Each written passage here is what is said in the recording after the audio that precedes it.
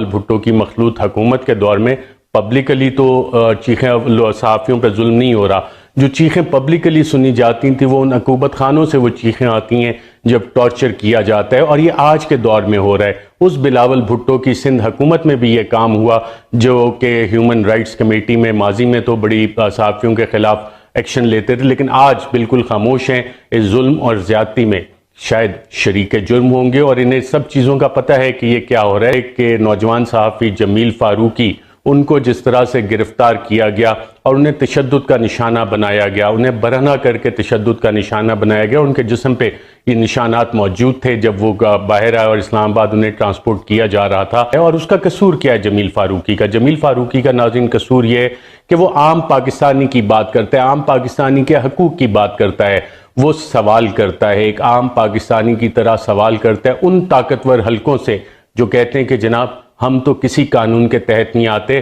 ہمارے بارے میں اگر تم سوال کرو گے، آواز اٹھاؤ گے تو تمہیں نشان عبرت بنا دیا